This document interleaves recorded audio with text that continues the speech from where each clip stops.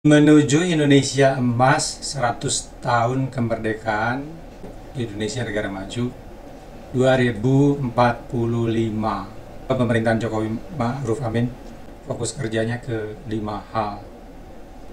Transformasi ekonomi, infrastruktur, pembenahan birokrasi, regulasi, lalu SDM, sumber daya manusia, yang kemudian terganggu oleh COVID. Sumber daya manusia itu yang terpenting, kata yang terpenting sepanjang masa. Negara maju membuktikan sumber daya manusialah yang terpenting dalam kehidupan. Kita tahu faktor produksi kan sumber daya alam, kita sangat bangga. Sumber daya manusia kita banyak, tapi kualitasnya nanti dulu. Modal teknologi, modal diciptakan oleh manusia, teknologi diciptakan oleh manusia. Sekarang tinggal sumber daya alam, sumber daya manusia. Kita selalu berbangga dengan kehebatan sumber daya alam. Padahal fakta menunjukkan di mana negara yang melimpah sumber daya alam tidak maju. Apalagi kalau dicampur dengan karakter manusia yang kurang mendukung. Kalau dalam istilah geopolitik, bahkan dipengaruhi oleh cuaca, iklim. Negara tropis tertinggal, hampir bisa mengatakan begitu. Negara tropis tertinggal. Kenapa? Karena dengan demikian mudahnya hidup. Karena demikian mudahnya hidup. Beda dengan negara subtropis, negara dingin. Mereka terbiasa untuk menabung. Negara dingin terbiasa untuk menabung. Dalam rangka menghadapi musim paceklik, musim dingin, maka harus menabung kekayaan, pendapatan, hasil pertanian yang melimpah pada saat musim panas. Sedangkan di negara tropis tidak ada dorongan untuk rajin, karena tidak ada tantangan hidup, tidak ada musim dingin. Kita berada di situ. Kita menjadi bangsa dan negara yang wilayahnya enak, dimanja oleh alam. Maka kemudian secara SDM, sumber daya manusia kita adalah terbukti bermasalah. Tidak tangguh seperti Asia Timur misalnya, atau Eropa, atau Amerika Serikat. Oke, kembali ke laptop. Terpenting dari segalanya adalah sumber daya manusia. Nah, kemudian saya cerita ke kasus pengalaman pribadi sebagai bagian dari rasa untuk ikut mendukung kemajuan bangsa, masyarakat. Ya, kami mendidik, mempekerjakan beberapa dari masyarakat kurang beruntung lah. Nah, permasalahan dari masyarakat yang kurang beruntung dengan pendidikan yang mungkin ala kadarnya, tingkat kegagalannya super tinggi. Katakanlah ini 20 orang gitu, yang dari 20 yang sukses mungkin hanya 3, 2, 3, sisanya gagal. Pendidikan apa mendasar yang diberikan? Simple. 1, jujur, jangan pernah berbohong. 2, pasak pengeluaran jangan pernah lebih tinggi dari pendapatan. 3, menabung. Gagal itu semua. Yang terjadi semuanya sebaliknya. Mengapa jujur, tidak berbohong itu terpenting?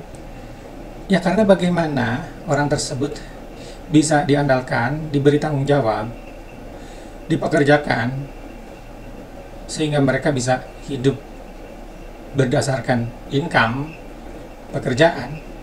Jika pekerjaannya berbohong, orang nggak percaya, tidak akan diberi tanggung jawab, tidak akan diberi pekerjaan.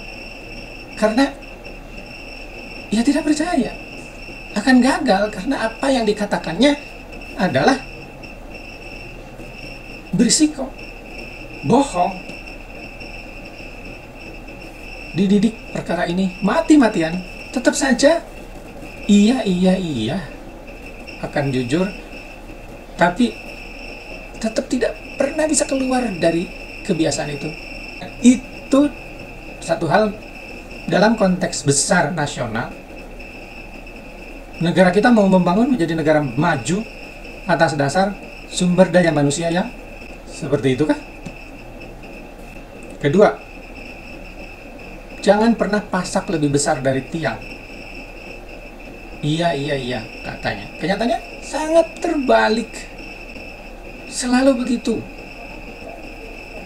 Apa kita mau katakan wajar lah karena pendapatannya sedikit? Iya, bisa juga begitu. Tetapi kalau wataknya memang tidak sehat, ya memperoleh pendapatan berapapun tidak akan pernah cukup. Karena di masyarakat kita sekarang godaan untuk spending itu demikian banyak. Beli pulsa lah, beli laptop, mempercantik diri, pakai begini, ini begini, lah semua nggak ngerti ini pakai apa namanya, behel, segala macam cantik-cantik berpakaian, pasaknya membumbung tinggi, 17 orang dari 20. Nah, ini bagaimana dengan pasak seperti itu? Bagaimana bisa menabungnya? Tidak. Yang terjadi sebaliknya. Terjerat di pinjol, pinjam sana sini, ngutang sana sini, dan tidak dibayar. Sehingga kemudian kerjaannya, kita kalau mau masih menyelamatkan, lama-lama nggak mau juga menyelamatkan kalau terlalu berlebihan. Harus bail out, harus membayari utang-utang itu. Dan tentunya utang paling banyak kepada siapa? Kepada kita, kepada kami. Mencoba untuk ikut berkontribusi membangun negeri dengan cara mencoba mendorong kemajuan orang-orang sekitar yang bukan dari kelompok beruntung. Begitu yang kita hadapi. Sekolah udah 78 tahun ada di negeri ini, guru demikian juga. Apa mereka tidak mengalami hal yang sama ya? Tantangan kepada sekolah dan guru berarti ini 78 tahun, itu yang kita dapatkan, itu yang kita hasilkan, itu yang kita punya loh. Dalam hal SDM, sumber daya manusia dari kelompok yang kurang beruntung. Utamanya dari kelompok kurang beruntung ya, bukan berarti yang kelompok yang beruntung dan kelompok menengah itu juga bagus semua, enggak. Tentunya kita lihat macam-macam peristiwa, berita-berita korupsi, ya sama juga lah, korupsi juga diminati oleh kelompok kaya, orang beruntung. Hanya saya berpikir juga, ya sama saja, kelompok di bawah itu juga berada di posisi yang sama, ya melakukan sama atau mungkin lebih, karena terbukti pada posisi mereka sendiri juga dengan level, katakanlah, dengan skala uang yang jauh lebih kecil, ya sama juga, sangat koruptif, sangat koruptif. Ya kerjaan kita sih menghujat-hujat koruptor. Cuma apakah itu sebetulnya adalah perilaku kita sehari-hari untuk semua lapisan?